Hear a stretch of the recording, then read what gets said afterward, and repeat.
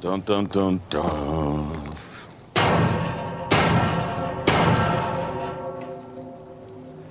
Little pig, let me in. All right, everybody, let's get started.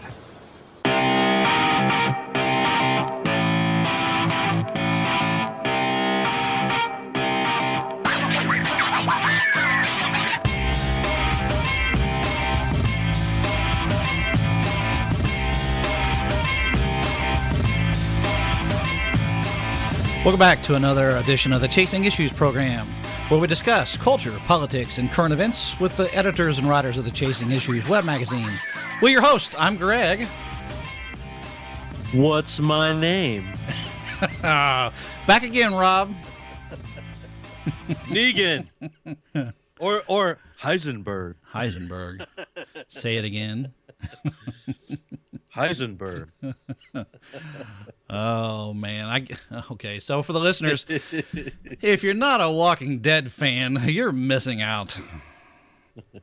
Right? You're missing out on a psychological adventure is what you're missing out on. And it has a lot to do with what's going on today. It does. It's a direct reflection of what we're seeing politically. So...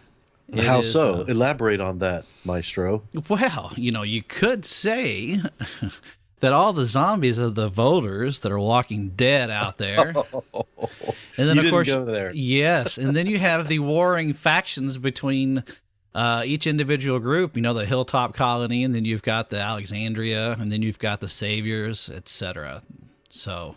You started making me think of that Bob Hope clip from a long time ago about the zombies and the Democrats. Well, every time I watch The Walking Dead, that's what I think about. Yeah? They're just Walking Dead voters. Yep. So. X-nay. Our opinion. That's walking true. the gray voters. You know what I'm saying? Walking the gray voters. Sure. So today's episode, we're going to be talking about Negan, of course, and the alt-right. Then there's going to be Glenn Beck and the conservative voices. And last but not least, our favorite subject of the last couple of weeks is Band-Aids for the protesters.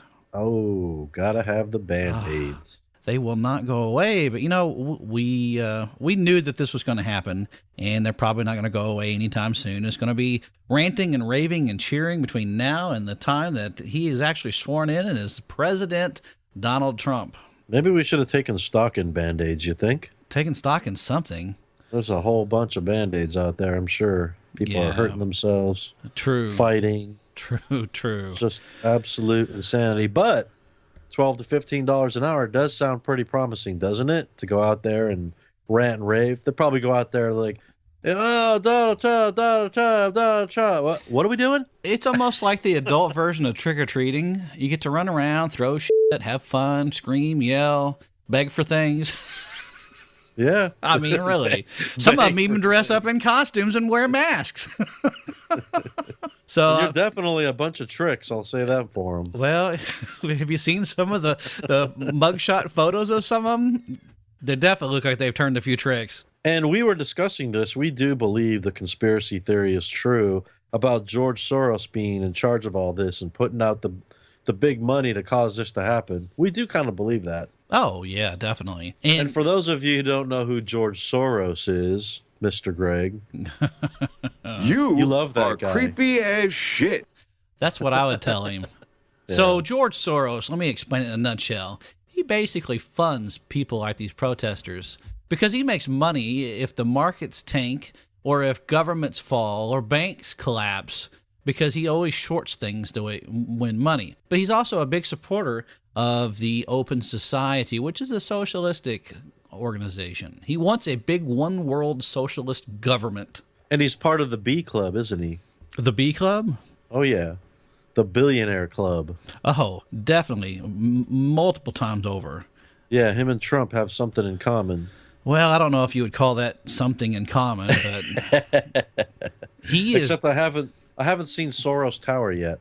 No, that's true, but he doesn't spend his money in that way. He doesn't build things. He's known for tearing things down financially. There you go. It's not the same concept. Watched all the Alinsky videos, and he just starts tearing it up. Yep, makes sense. Well, yeah, he's I don't know that he's necessarily an Alinsky kind of guy, but he is. He's different. Let me tell you, he's different. Even the Russians don't want him. No, the Russians have kicked him out. You'd think we would do the same thing, but no, we just accept them with open arms, huh? No, I All that think freedom. the gig is kind of up for him. I don't know that he actually ever comes here, but I really, don't want to spend a whole lot of time, discussing him. Like I said, we could have a whole show on him, and there's plenty of them that are out there for other people that have covered him. Glenn Beck's covered him quite a bit, and there's entire shows that have covered him. So before we get started, let's go ahead and take a commercial break real quick.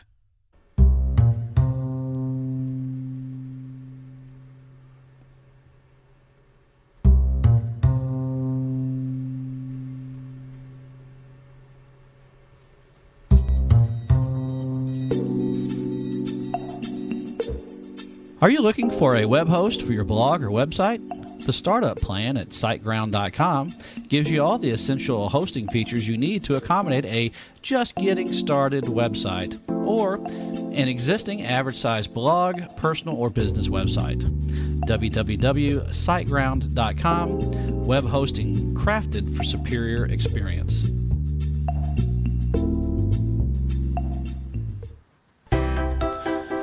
The music on this podcast is brought to you by Bensound.com, where you can download royalty-free music at no charge. You can use this music in YouTube, a podcast, or any other multimedia project. Bensound can be found at bensound.com. Once again, that's BENSOUND.com. Royalty-free music by Bensound.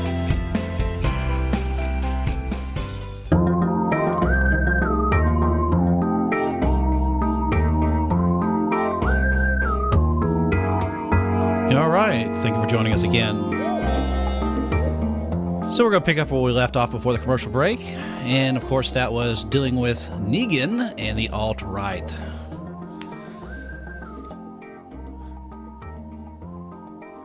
What's the Alt-Right? So the alt-right, alternative right. So we started out a while back with the Tea Party. It's more of a libertarian spin on the Conservative Party.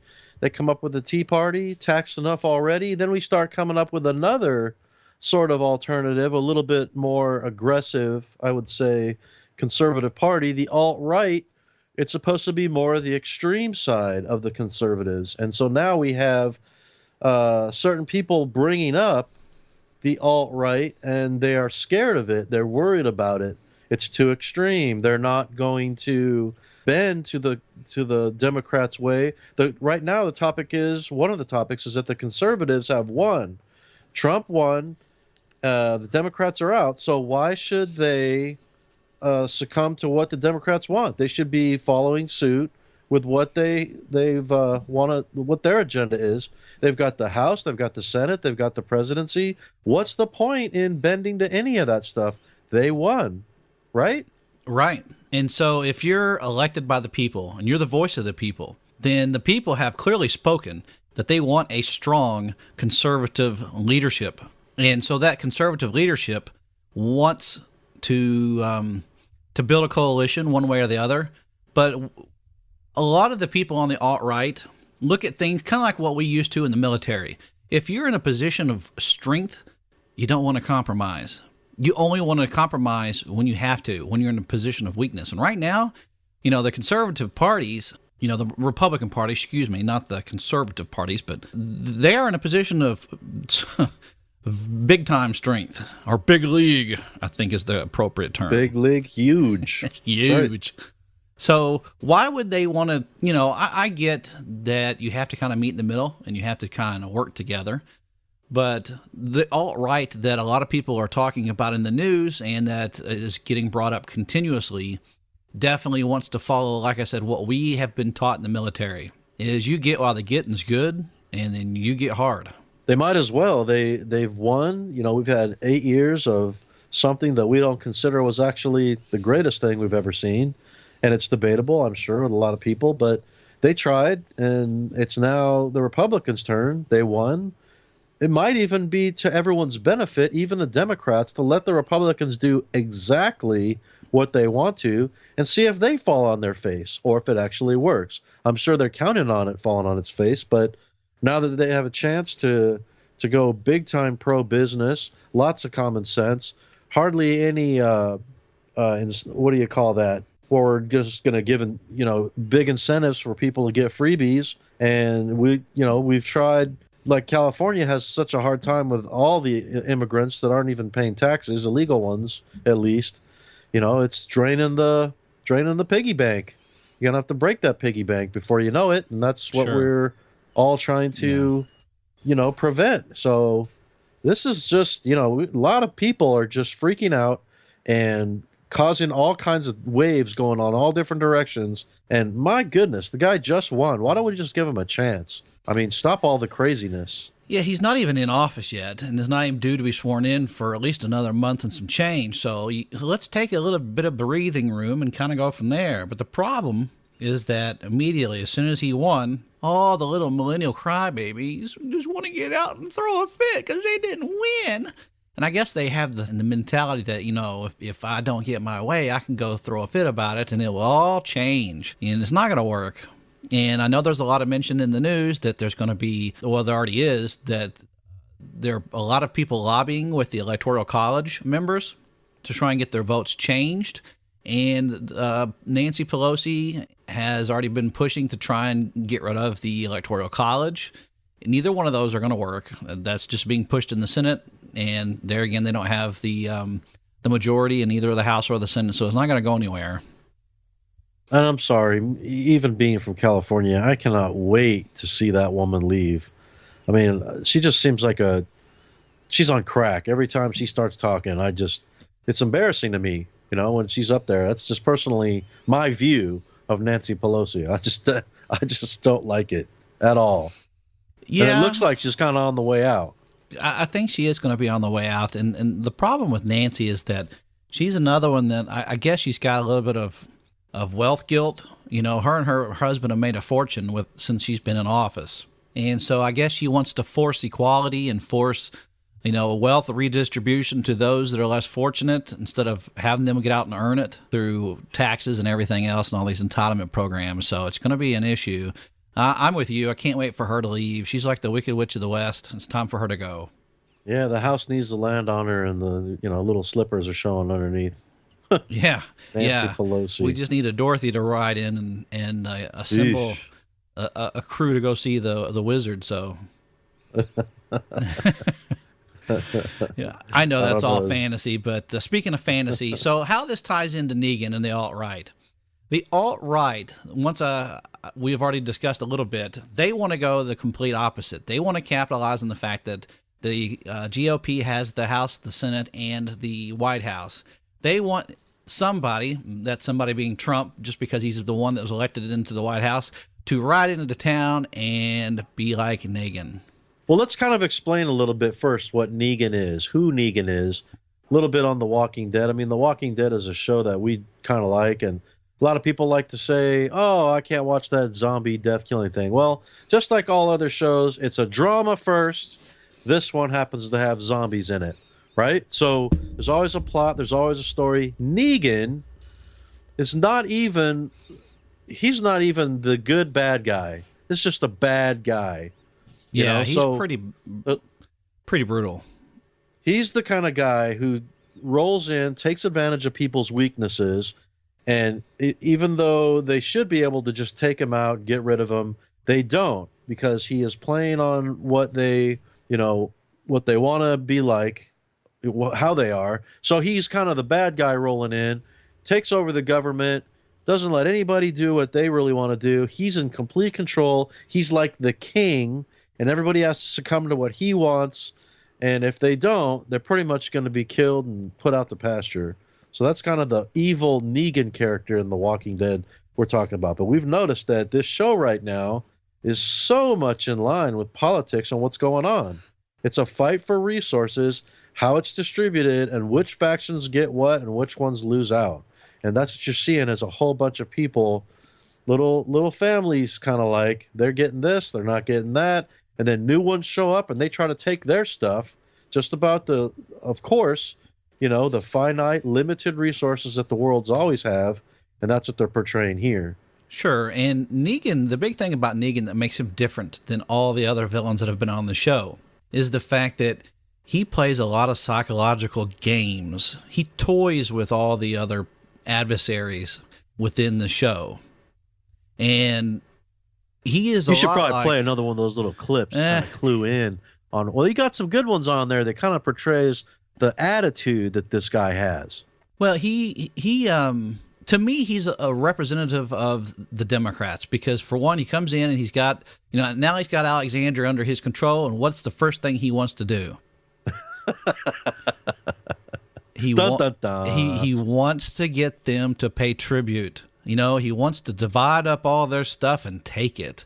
Pay tribute. You're going to earn for me. So to me, that's just the same thing that unions and the Democrats and all want. Because, you're paying protection will take care of you. Because it's apparent you couldn't take care of yourself. So they started having them get the food collected for them, start rationing that out, give them a whole bunch of food, and then they took away all of their guns. Yes.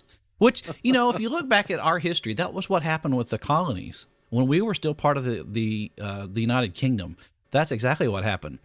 They practiced mercantilism, and they had to, everything they grew or everything that they had as a product, a commodity, they had to pay tribute back to the UK. And then, of course, the United Kingdom, the Great Britain, the kingdom itself would sell the material, and then, of course, it would slowly trickle back to them. And that's not how our founding fathers wanted to work. They wanted to have that freedom to be able to sell amongst themselves and do whatever they wanted to and have that freedom. Took away the guns. That's amazing, isn't it? Yeah. So much for the Second Amendment on The Walking Dead. I guess when the whole government got taken away by the zombies, the Second Amendment got forgotten about. Oh. Interesting. Well, society does collapse if there's not anybody there. So it just goes to show right there, without somebody supporting the rule of law, it goes away and it gets altered. And that's what it's all about. You have to have that rule of law that's established within the Constitution. And you have to have someone there to enforce that rule of law. You have to have that structure. And for those that are out there protesting and those that are out there that doesn't like the fact that we have the president-elect that we do, I don't know. What is it that they want? We'll certainly revisit that later on within this podcast, but is this what you want? You want complete anarchy? Do you want a Walking Dead environment where just any Joe Blow can come walking in and take over your stuff and then make you submit like a little bitch? Doesn't sound like a good idea to me. No, but maybe they'll just run to their safe space at that point. And how soon before Negan puts out his own constitution with little rules and stuff? Well, I don't think it's going to be a constitution because the Constitution is a contract between the government and those that are governed. Well, he could choose commandments, he could choose amendments, he could choose constitution, he could choose Negan's Bill of Rights. Who knows what somebody could come up with. He could just do what he did on the show. In case you haven't caught on, I just slid my dick down your throat, and you thanked me for it. Every week, after week, after week, until somebody takes him out. Yep, and if they don't do it right, it's going to kill the next person, whoever that's going to be.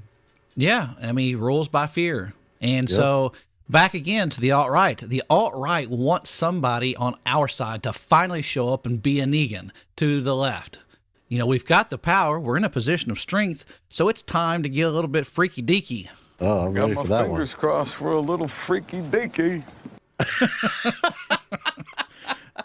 They're ready.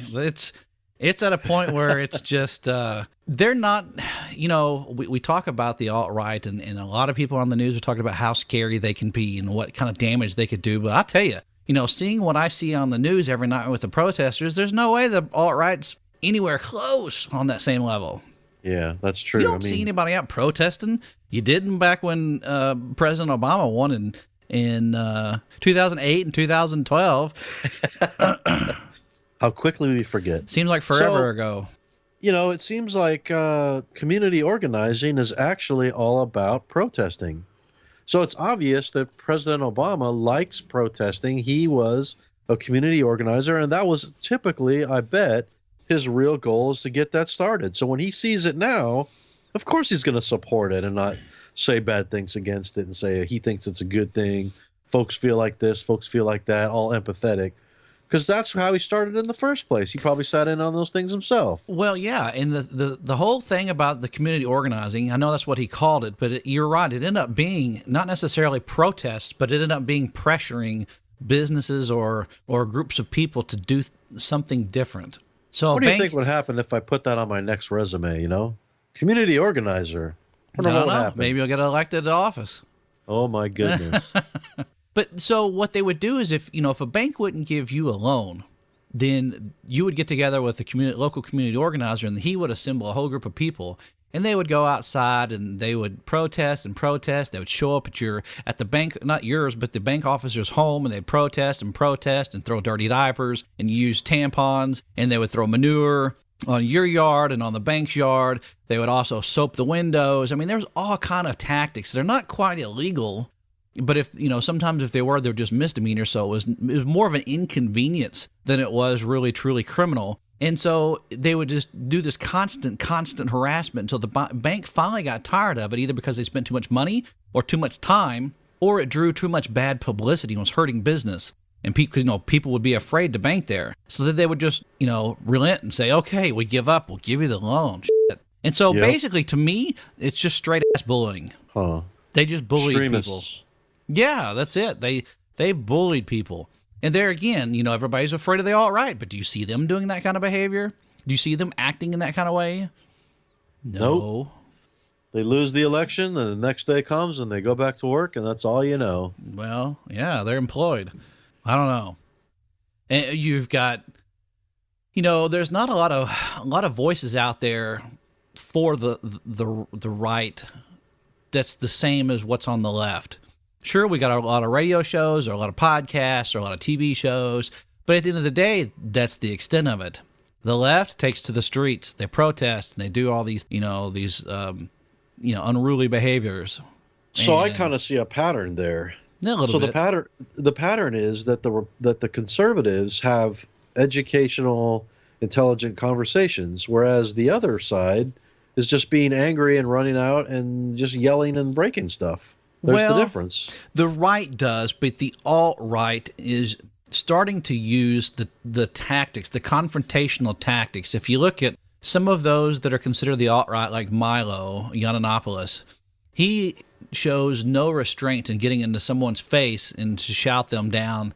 But there again, if you ever listen to his conversations or his confrontations, he's very articulate. He's to the point. He's got a lot of facts and figures that he could bounce off people. But he also plays to emotion. And this is where we've discussed before, is that the Republicans have always been bad about playing to emotion.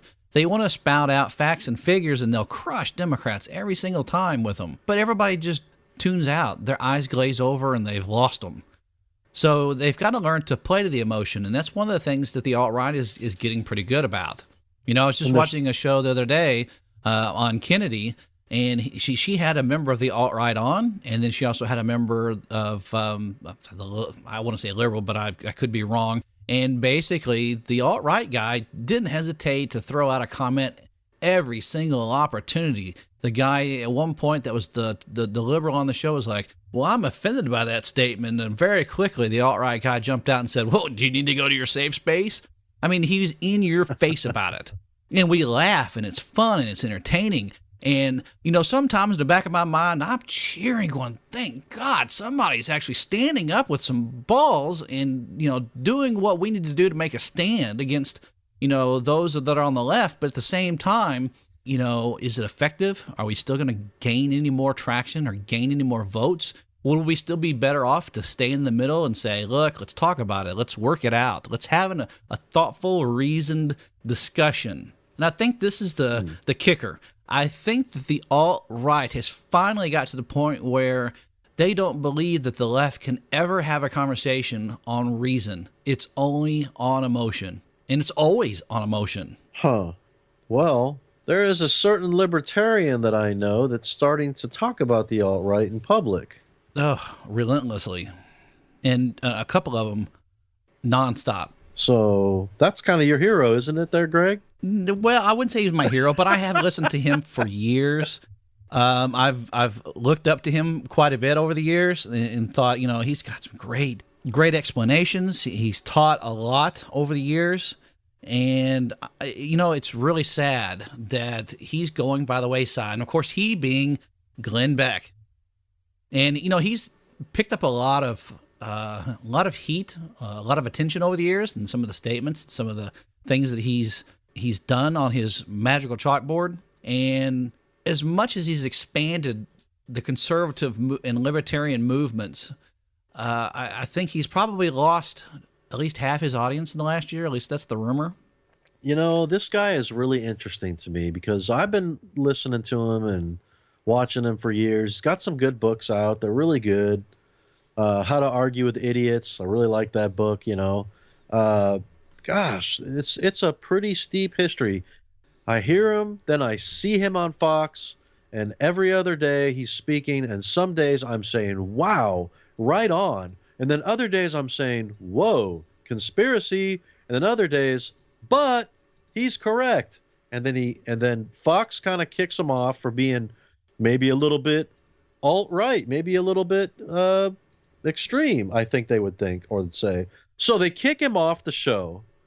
Then some things happen politically where, wow, look, everything he said is going to happen was coming true. And that means with the Obama administration. All the stuff that he got kicked off for was now hopping up in our faces, and his quote-unquote experiences start to look true. I was dumbfounded. Now, once again, he's starting to implode. Maybe. Knowing him, though, he's going to analyze this, tweak it a little bit, and he's going to be back on top. But he's not very, how would you say, it's not the same all the time, constantly changing. Yeah, something's different about him. And I suspect it's the fact that he heavily pushed and tried to help elect Ted Cruz. Well, I shouldn't say elect. It was to help get him the primary position to be the Republican candidate. Once he lost and Trump took it over, even then he still come out swinging, attacking Trump, he being Glenn Beck. And so I think that further distanced himself from his traditional listeners, who are probably big-time supporters of Trump these days. And I think over the last year, he's lost, like I would guess, probably at least half their audience, and at least that's what's being reported online, sometimes even higher. So I think for him, this new stance that he's taking is just a way to pivot into a new audience. He's had Anderson Cooper on quite a bit in the last 6 months, and he was on Anderson Cooper's show last night, and he's talking about trying to reach across the middle and further bridging the gap between the left and the right, and working things out. And I don't know. I think it's all about money. I just everything is. Well, we've said that everything is about the money. And I was thinking of something as we were talking here. He started hiring people that were not normal for him to hire, and he hired Tommy Lahren, that girl from One American News out of the conservative broadcast in San Diego. And I would say that girl has always been right on. Young millennial, just an anomaly, never wrong, does everything right as far as how she comes across and explains stuff, basically walking the gray lines perfectly. I would say to Glenn Beck, if I was to meet him, you know what, Glenn? You probably ought to listen to Tommy. Go sit down, have a counseling session, be quiet, let the young girl talk to you and tell you what's up. I'll bet you she's going to be right. That's funny, huh? Yeah, and it's funny because he also has Dana Lash on his show. Oh, brilliant. On his show, but on her show on his channel. And I don't understand that dynamic, because he would go on in the mornings and he would just bash Trump. And then, of course, Dana would come on and just be waving the flag of the GOP, regardless of who it was. She was pretty fair, sometimes even, pushing for Trump. So I don't know how there could be. I mean, I get that, a boss is a boss, and he could be a good boss and might manage his people well, has a different thing to offer depending on where you set within the conservative arena. But I would love to have known some and heard some of the conversations that those two have had, arguing their points. And there's another thing that I would like to bring up, and that is the topic of loyalty. I understand that everyone's got their different opinions and all that, but sometimes, like in the case of Trump, I'd call him a populist conservative, not necessarily a Republican populist conservative, but regardless of what you think, you got to have your ideologies, you got what you believe. Sometimes you want to stand behind the person that's on that side. And right now, some people are just on their high horse and they're not supporting this guy. Maybe give him at least 6 months after he is actually put there. Give him a break for now, see what happens, see how the results go, but be loyal. Have a little bit of loyalty. This is getting a little tiring, and that's what I would say to Glenn is, dude, relax and be a little bit loyal. Just calm down. Let's rethink. Let's revamp. What do you think? I agree completely, and I think, he does need to kind of slow things down a little bit and relax. The conservatives did win across the board.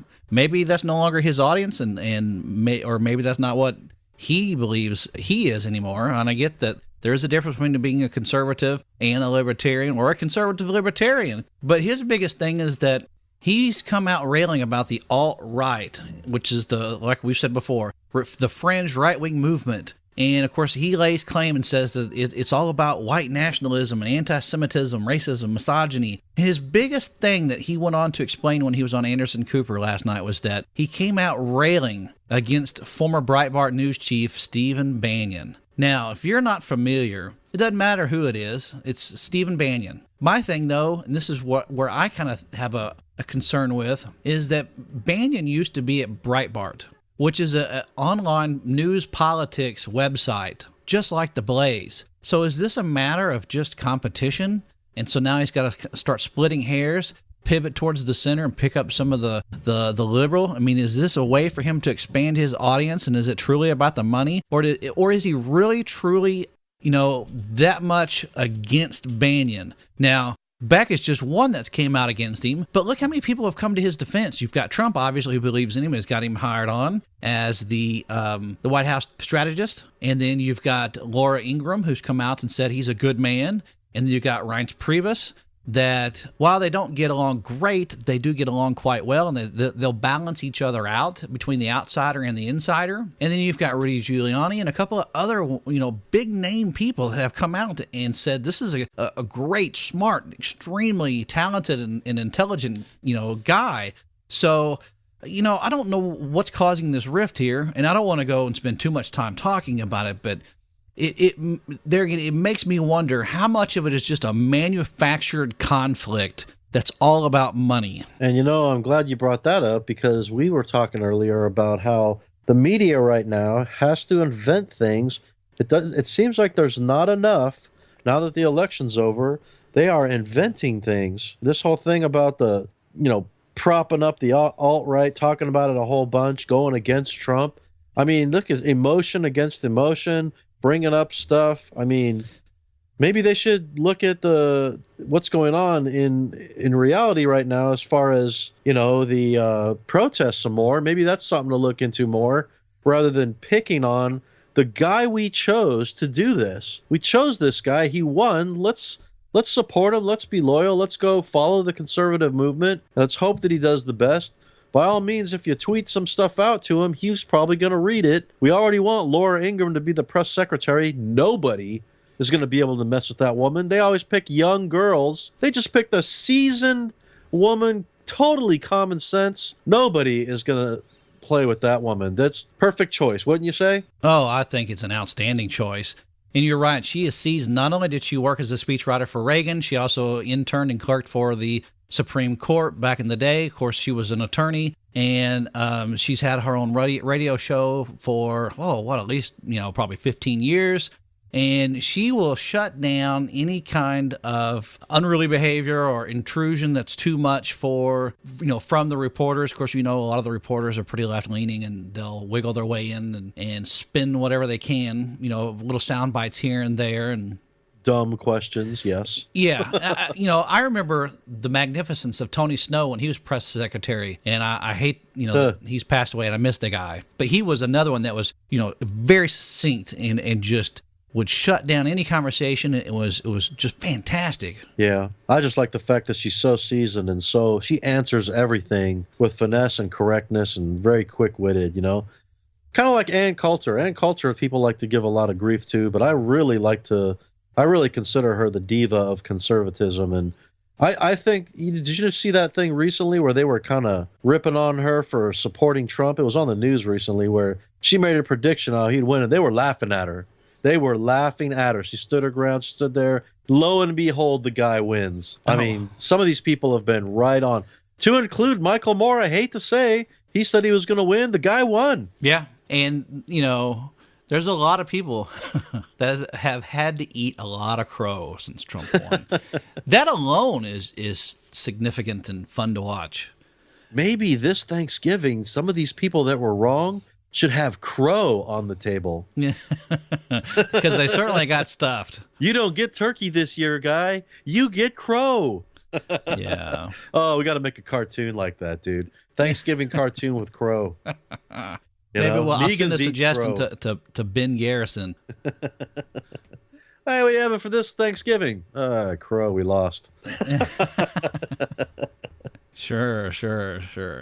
I mean, can you draw a clear line between Steve Bannon and, white nationalists and white supremacists? Just according to the LA Times, his quote is, Breitbart is a platform for the alt-right. Then Breitbart describes who the center of thought is, and they are white nationalists. They're spooky guys. Here's a guy who is taking his platform and saying, I'm going to give the alt-right a voice in this country.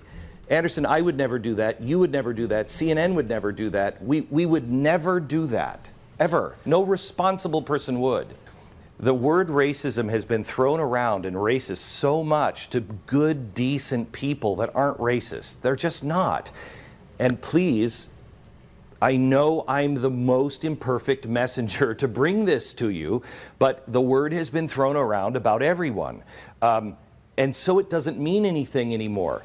And the problem is when you throw a word around like that all the time, then you begin to dismiss the actual racists. And we have to have a discussion, aside from politics, about this small group of people and how this European and really pro-Russian nationalism is seeping into our country. It's very disturbing. And you're this concerned, is a European style. You're concerned it is going to become, I mean, we just showed Harry Reid there on the floor. You're concerned it is just going to be seen as, okay, this is just, again, one thing, a club being used by one political party against another, and therefore easily dismissed by conservatives and others who, by all logic, should reject this very ideology. The 99% of those people who voted for Donald Trump are not alt-righters. They are not racist. They've never even heard of the word. I never heard of it until about 8 months ago and started doing my research. Most people don't even think this exists. So when they hear somebody on CNN or a Harry Reid say this, their immediate response is, oh, geez, okay, we're all racist again. And so it's really critical that we don't paint everybody with that brush, including Steve Bannon or Donald Trump, unless you have real evidence. I know we have evidence that he is giving those people voice. He has empowered those people through Breitbart, but that's all we know. So that's Glenn Beck's take on it.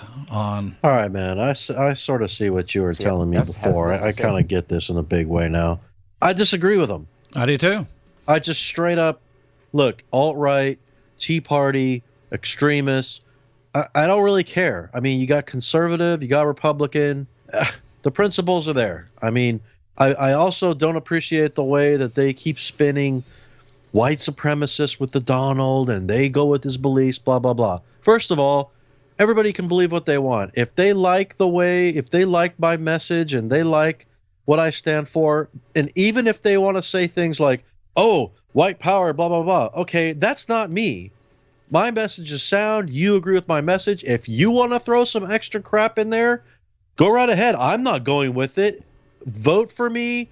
Everyone vote for me. I'll take your vote. But I'll tell you right now, I disavow your little goofy unequal belief thing, but to say that you can't take their vote.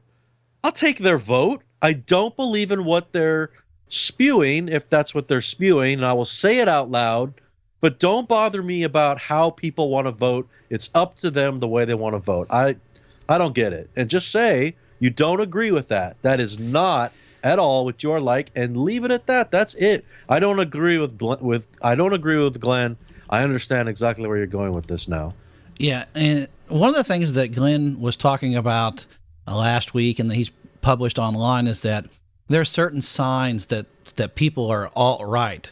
And now he won't say it on his program, but we can say it on ours. And we're going to come up with the little characteristics of the parties. We're going to be posting it. We're going to be talking about them. Gray lines. We're going to be talking about in between the leaders versus the followers, whether the followers even understand what the leaders are pushing. We're going to talk about all that later. And then once we get that up, we will revert back to the doctrine, And when people try and spew all this goofy stuff, this extra stuff like alt-right, blah, blah, blah, there's the doctrine. That's what it is. Stop with the extra mess that you're just trying to, spin this up. What the principles are, period. Yeah, so what he was talking about was a certain lingo that's used online, and they were saying that it's part of the alt-right. And one of them is the word conservative, which is an amalgamation of the word cuck, which is short for cuckold, and conservative. And basically, if you spend any time online, and apparently he doesn't do that other than just maybe his little, extremely crafted Facebook messages and tweets and stuff. He doesn't actually spend time reading online. Maybe his researchers do, but you would have seen this kind of language a long time ago. I've spent a lot of time for years on the internet. You and I both know and remember the days back when it was the bulletin boards. Yep. And there's all kind of news groups. Yeah, news groups, all kind of unique language to the internet, and they used to call it elite speak.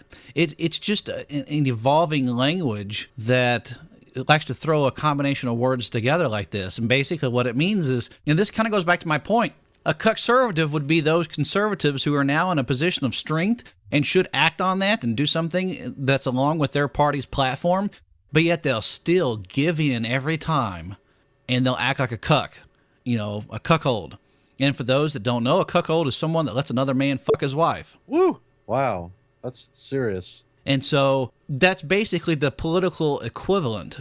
Yeah, you're in the position, you've got the strength, but yet you're still going to bend over or have your base, which would be your woman, your significant other or whatever you want to call it, and you're just going to let it happen. You're going to let the Democrats or the left or whoever, whatever political group there is, even though you're the one in the charge and in the lead, you're still going to just take it. And basically, I see what you're saying. The party won. You need to do what you said you were going to do, and you don't need to be shifting back and giving in. You do your thing full-fledged, and if your system fails, well, so be it. But that's why you joined this game. Let's see it. Correct. And so what I meant by that is that, you remember in the soundtrack, he now owns Alexandria, and he's there, and he's taking his share, his tribute. And just like he told him in this last episode, this is me sliding my dick down your throat, and then you thanking me for it. Does that make sense? I mean, that's what happens when you don't have guns anymore. Well, but you may not, it's not about that. It's all about where the strength is. And so that's where the anger is that has led to most of America voting Trump in. Is we're tired of the political correctness. We're tired of being pushed and forced around and by the federal government, and it's time to push back. Well, let's think about this for 1 second, though. What I just said. The only reason that they were having their way with the entire crew doing whatever they wanted is because they were armed and they had guns. They are armed to the teeth. If you took the guns away from those people, Rick and them would have had no problem killing Negan and the rest of them. But the point that they had guns, they had offensive measures. That changed the whole thing. Now that they're taking the other people's guns away, they still have total control from messing with the Second Amendment. You know what I mean? Sure. It's a good lesson right there. It is. I hope people are watching. Well, take a hint. Yeah, I hope they understand. So, it's interesting how this is going to play out over the next 4 years, and we'll see how things go. Either way, I still think the conservative voices are there. I don't think they're going to go anywhere. And, that leads me to my next point about the conservative voices. Some of the people, it's been rumored, I wouldn't say some of the people, I'll just back it up and say, it's been rumored that there were a lot of the conservative voices that were hoping for a Trump loss. For one, because he wasn't the ideal candidate. Nobody is. You get what you get. And you don't throw a fit. Yep. And two, is if Hillary would have won, they'd have made money, because they could have been on their radio programs every day for the next 4 years. They could have published a lot more books. They could have bitched and complained and whined and made money off of it. That's true. Now, and they're probably on her dole at a lot of them. Could be. She's already propositioned them. You do this, blah blah blah. You're gonna get that. This for that. Quid pro quo. I'm sure all over the place. Yeah. That's why we're so suspect of this whole thing. And as much as we shut down, as much as we like to take jabs at the protesters and listen to their crying little butts, you kind of see the same thing going on with the right, but they do it on TV and on the radio and in books, and they're making money at it.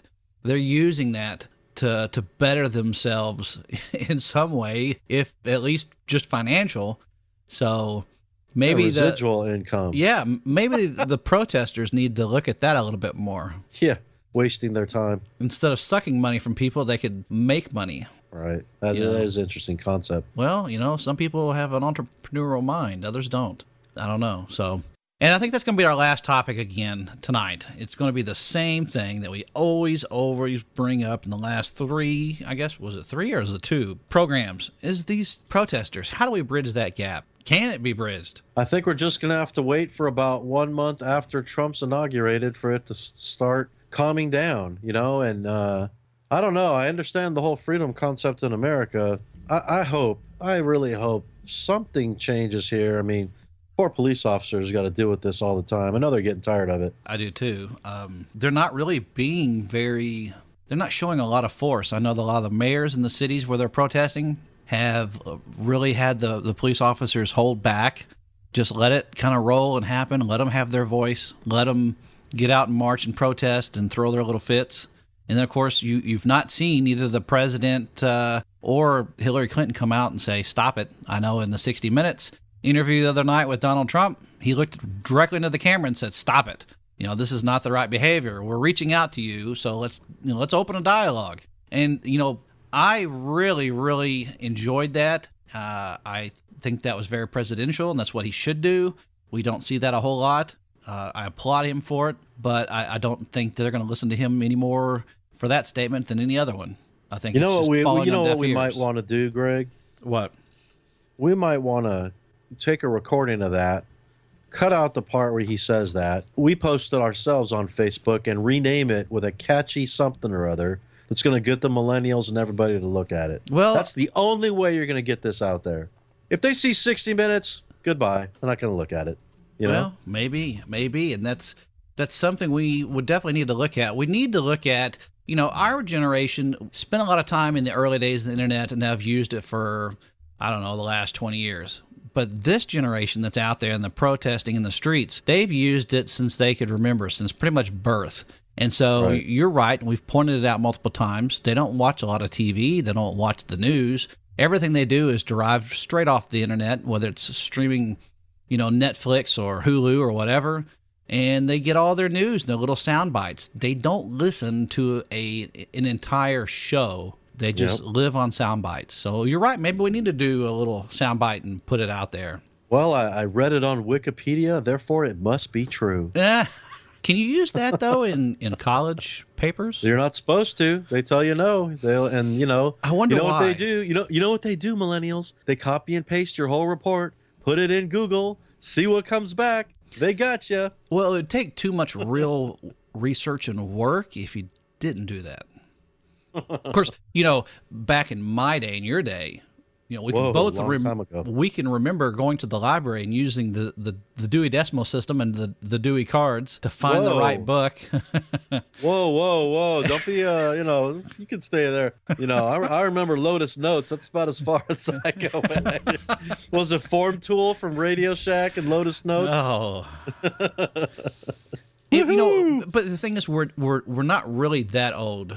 No. It's just technology has changed so much. I was watching a show the other day and somebody pulled out an atlas and they looked at the maps inside and they're like, "Whoa, you mean they used to print Google Maps back in the day?" I'm thinking, we wow. just drove Pintos. I don't know. What a good looking car. It's such a babe magnet. All right. 30 miles to the gallon. In the 70s. That's true. Sometimes technology is buried, and we just move on. So I don't know. I don't know where the things are going to head. I think this younger generation's so used to just grabbing their phone and Googling it. You can ask them a question, and it may be something that you or I had to learn and to memorize, and we can carry with us for the rest of the days that we breathe. But they don't memorize anything because it's just a thumb push away on Google. Maybe we should just post an entire college 4 years on the internet. That's our school, and make money. Here it is. Just click on this. Okay, click on that. After 4 years of clicking on all this stuff, you'll have your degree. Where's my money? True. Oh no, I'm giving away a secret. All right, man. Sounds good. I think we're going to wrap this one up, though. It's been a great one. I appreciate your time. And, of course, as always,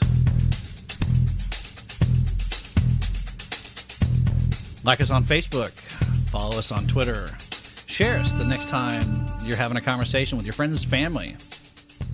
And with that, I think we're going to be out of here. Rob, any last words? You're Greg, and I'm Negan. I mean, Rob. I guess we're out of here.